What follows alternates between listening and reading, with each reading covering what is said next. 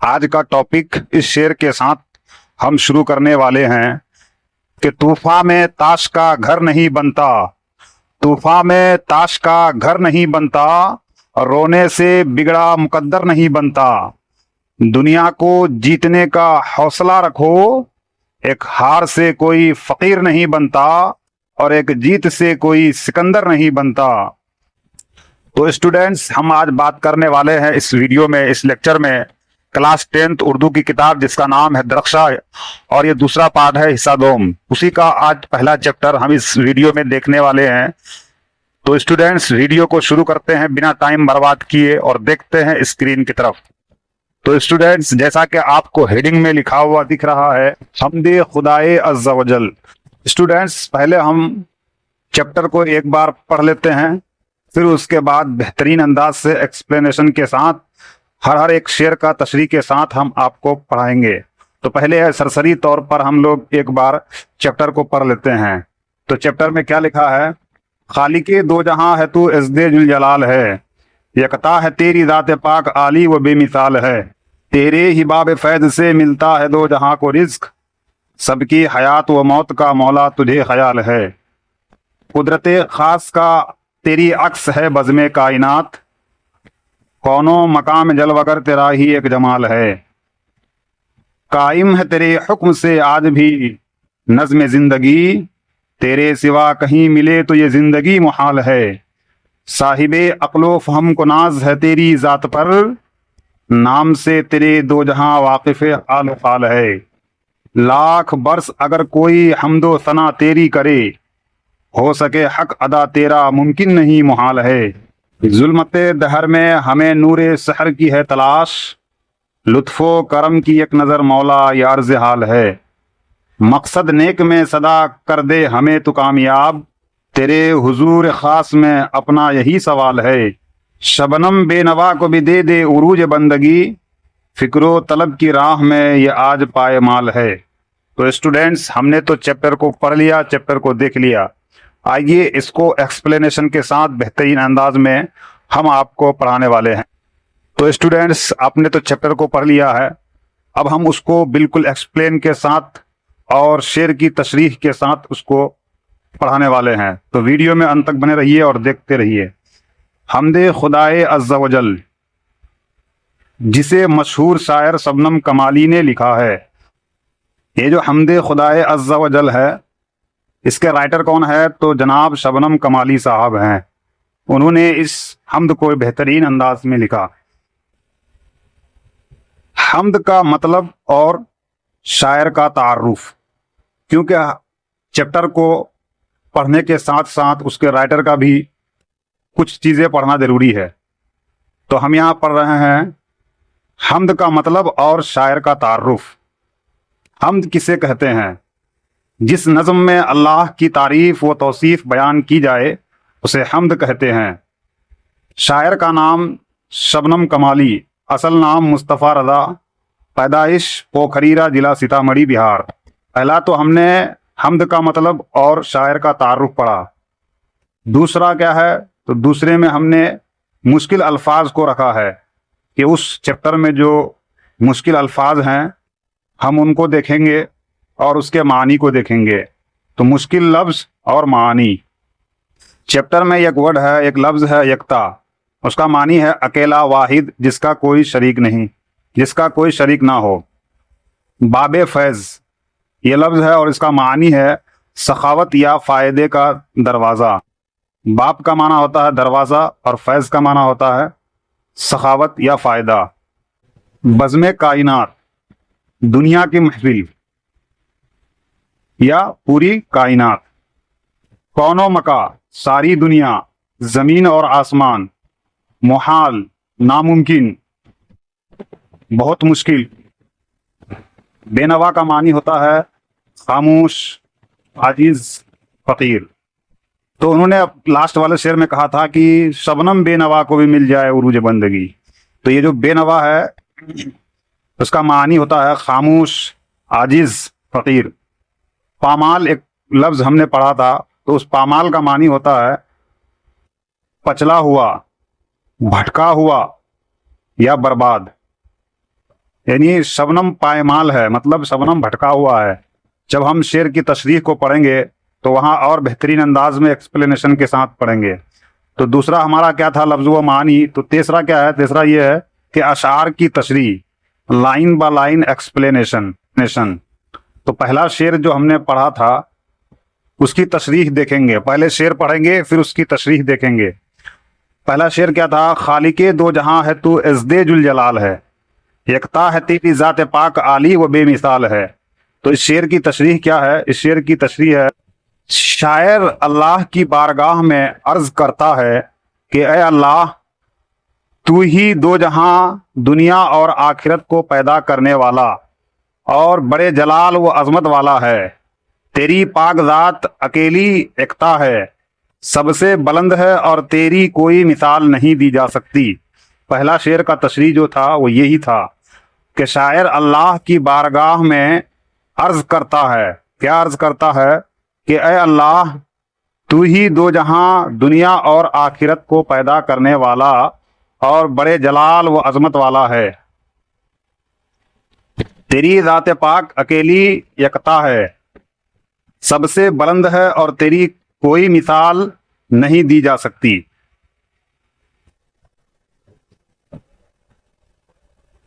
دوسرا شعر کیا ہے، دوسرا شعر ہے، تیرے ہی باب فیض سے ملتا ہے دو جہاں کو رزق، سب کی حیات و موت کا مولا تجھے خیال ہے۔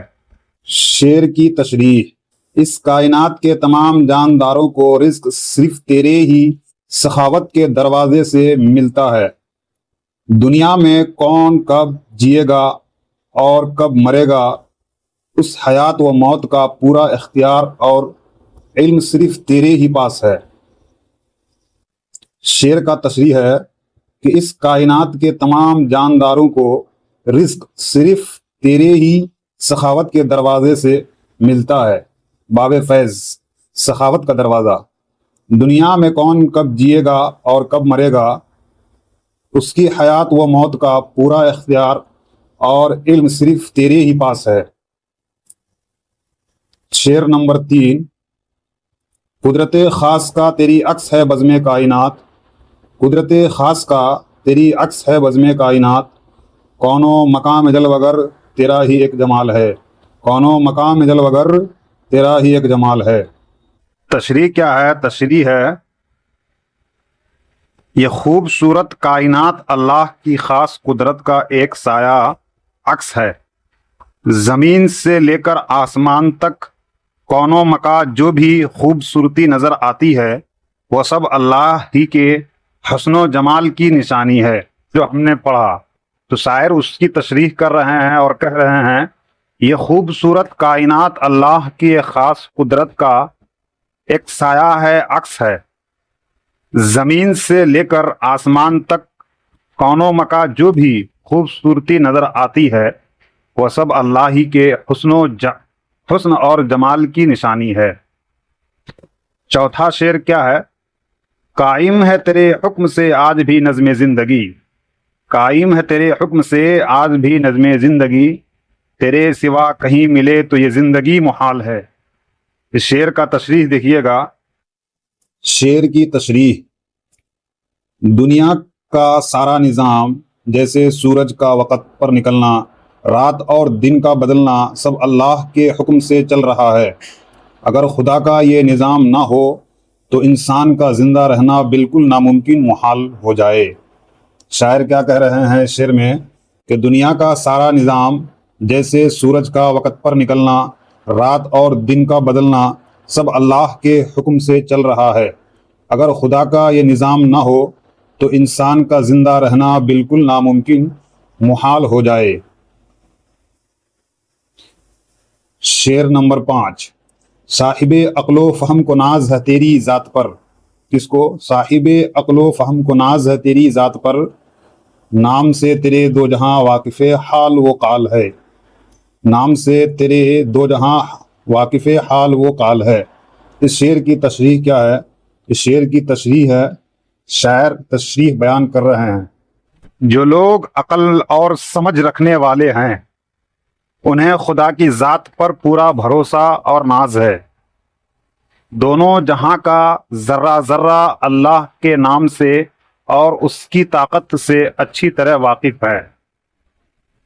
جو لوگ عقل اور سمجھ رکھنے والے ہیں انہیں خدا کی ذات پر پورا پورا بھروسہ اور ناز ہے۔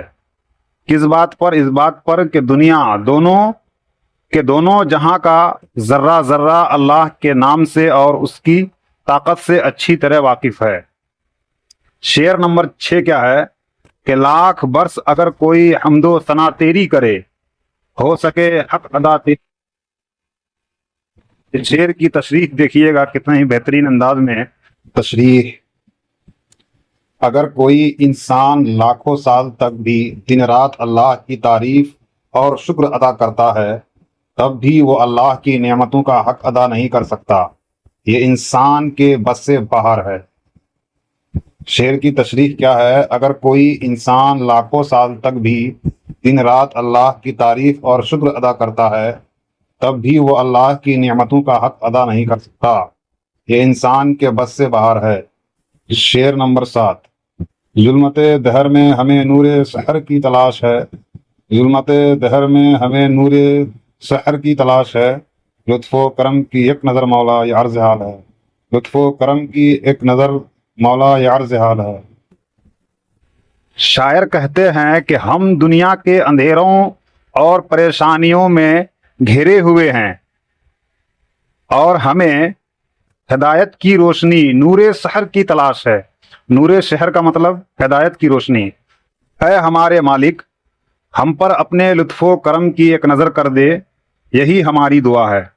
شاعر کہتے ہیں کہ ہم دنیا کے اندھیروں اور پریشانیوں میں گھیرے ہوئے ہیں اور ہمیں ہدایت کی روشنی کی تلاش ہے، نور سحر کی تلاش ہے۔ مطلب اے ہمارے مالک، ہم پر اپنے لطف و کرم کی ایک نظر کر دے، یہی ہماری دعا ہے، بس اور کچھ نہیں۔ 8واں شعر کیا ہے؟ 8واں شعر ہے مقصد نیک میں صدا کر دے ہمیں تو کامیاب، تیرے حضور خاص میں اپنا یہی سوال ہے۔